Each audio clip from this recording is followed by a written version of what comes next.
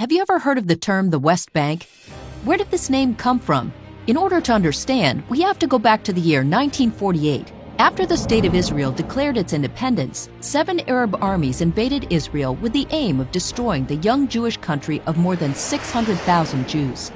The Jordanian army invaded and conquered a large part of the territories of Judea and Samaria, the recognized names of these areas for thousands of years, and murdered and expelled every last Jew who survived. After the war, the armistice line was drawn on a map with a green marker, thus inventing the concept of the Green Line, beyond which lies most of Judea and Samaria.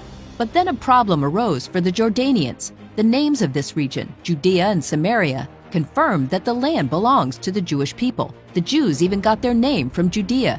So the Jordanians decided to copy what the Roman Empire did after they crushed the Third Jewish War against them. The Romans wanted to erase the memory of the Jewish people's connection to the land of Israel, so they changed the name of Israel to Palestine. So the Jordanians erased the names Judea and Samaria. But what name should they give instead? Until the Jordanian occupation, the Jordanians were only on the eastern side of the Jordan River. But now, due to the occupation, they were also on the western side of the Jordan. Apparently, they were not so creative. They simply called this region the West Bank. Meanwhile, in the years that have passed, many nations in the world who were not sympathetic to the Jewish people and the Zionist idea, and even many in Israel, began to refer to the lands of Judea and Samaria as the West Bank.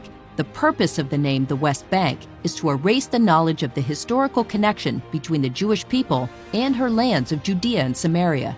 Therefore, before you talk about the subject or use the term West Bank, remember that this name was invented entirely by the Jordanian occupiers, and that throughout history, this land was not called the West Bank.